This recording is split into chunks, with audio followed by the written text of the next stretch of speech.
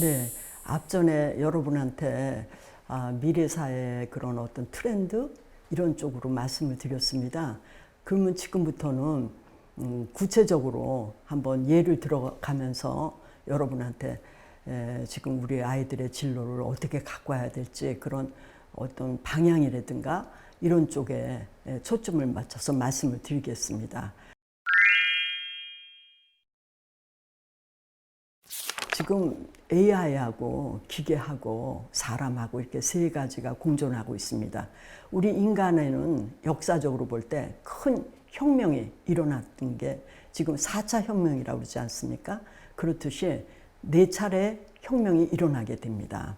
앞전에 말씀드린 것처럼 농업혁명, 또 산업혁명, 그리고 정보혁명, 그 다음에 지금 AI 혁명에 대한 이렇게 돼 있는데요. 사실 아직도 잔존하는 게 산업혁명 시대의 겁니다. 산업혁명은 모든 것을 기계화해서 그거를 좀 더 대량으로 생산하는 그런 시스템으로 갖게 됐어요. 근데 이번에는 어떠냐? 정보혁명에 의해서 정보는 굉장히 부드러운 이런 거죠. 기계와 전혀 다른. 그래서 이 두 가지가 3차 산업혁명에 서로 융합화, 복합화됩니다. 그러니까 한 가지 일이 이거는 AI다, 이거는 기계다, 이건 정보다 이렇게 안 돼 있는 거예요.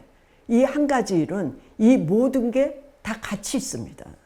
지금 대학생들이 자기에게 전공이 안 맞다고 학교를 포기하는 경우가 많이 있습니다. 저는 그렇게 얘기하죠. 네가 8개를 전공을 가져야 되는데 그중에 우연히 이 전공을 했더라도 이거는 네 일생에 많이 작용할 거다.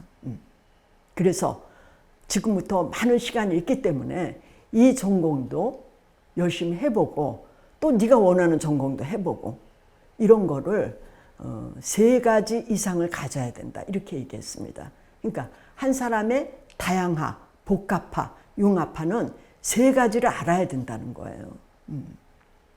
그러니까 굉장히 우리 자녀들은 혹독한 시대에 있는 겁니다. 우리는 한 가지만 알고 거기다가 하나만 조금 더 해도 아주 경쟁력 있는 인력으로 취급을 받았습니다. 근데 지금은 그게 아니라 AI도 알고 기계도 알고 그리고 아주 부드러움도 아는 이런 뭐라 그럴까요? 도저히 우리가 그 교육에서는 얻을 수 없는 이런 것들이 바로 여기서 요구하는 거죠. 첫 번째 큰 트렌드가 있습니다. 그게 뭐냐? 소수가 지배한다는 거예요. 소수는 누구냐? 이렇게 융합된 사람입니다. 그들은 점점 일이 많고 점점 돈을 많이 벌어요. 제가 얼마 전에 우리 사무실에 이사를 했는데 거기 한 분이 팀장이에요. 그분이 뭐라고 그러냐? 자기는 그동안 이렇게 이사하는 이런 그 육체적인 노동에 대해서 가치를 안 가졌는데 사람과의 관계에서 너무 힘들어서 이렇게 육체적인 노동을 하고 보니까 훨씬 더 이게 자기한테 맞는 것 같다. 이렇게 얘기를 했어요. 그리고 지금은 청소나 이사나 이거를 다른 관점으로 보는 시대가 왔다. 이렇게 얘기하고 있습니다. 그러니까 왜 이게 가능할까요? 이게 AI, 기계, 부드러움 이게 다 뭉쳐서 이제 다른 가치로 움직인다는 겁니다. 앞으로의 아이들의 소수가 되기 위한 가장 근본적인 거는 AI 개념을 충분히 이해해서 융합화된 마음을 가지고 진로를 개척하는 이런 것이 대단히 중요한 관건이다. 이렇게 말씀드릴 수 있습니다. 직업 찾기를 언제 해야 되느냐? 이런 질문을 제가 많이 받습니다. 너무 놀라운 게 초등학교 학부형들이 거기 검사 몇 가지 하느냐입니다. 그럼 저는 어떻게 얘기하느냐? 초등학생한테 검사를 하는 건 아니다. 실제 이들이 콘크리트화해서 굳어지기 시작하는 거는 중학교 때입니다. 초등학교 때부터 막 뭘 재가지고 너는 그렇다 저렇다 이렇게 이 아이를 제한해 놓으면은 도리어 이게 역기능이 발생하게 되죠. 그러면 굳어 있지 않을 때 학부형님은 어떻게 해야 되느냐? 다양한 자극을 주셔야 되죠. 그래서 직업과 연관된 그런 경험을 주셔야 되는데 그거를 이제 토요일 날, 일요일 날 어떤 그 프로그램을 하나 만들어서 이번에는 어떤 걸 보러 가자. 그래서 먼저 학부형님이 공부를 하셔야 돼요. 그 부분에. 그리고 자녀한테 설명해 주고. 뭐 이런 관계가 얼마나 좋습니까? 그것이 그들이 씨가 돼서 그들은 자꾸 정보를 여태까지 자극받은 그 정보를 자꾸 눈에 띄고 자기가 가슴속에 자꾸 쌓이게 되고 그게 모이면은 정말 자기가 좋아하는 대로 가게 되는 거죠. 부모님은 그걸 노력하셔야 돼요.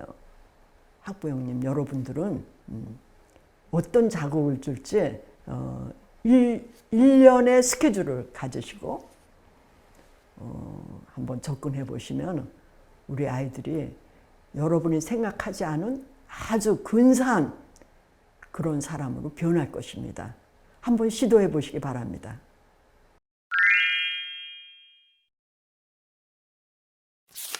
자, 이제까지 말씀드렸지만은 제가 당부 꼭 해드리고 싶은 말씀이 있습니다.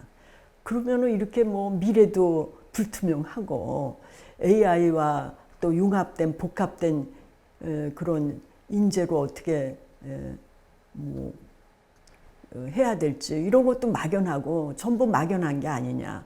그러면 어떤 역량을 길러야지 이 시대를 개척할 수 있느냐. 그런 게 여러분이 궁금할 거라고 생각합니다. 그거의 답은요. 의사결정 능력을 길러주는 겁니다. 왜냐하면은 의사결정은 본인이 해야 되는 거죠. 부모님이 해야 되는 게 아니죠. 우리 아이들은 너무나 흑백 논리에 사로잡혀 있습니다. 제가 이제 저희가 박사과정 학생을 하루 오라고 해서 봤더니요. 10시에 전화 걸어서 공부했냐. 11시에 냉장고에 뭘 꺼내 먹어라. 12시에 밥을 어떻게 먹어라. 1시에 어디 가라. 그러니까 엄마가 다 결정해 주는 거예요. 깜짝 놀랐어요.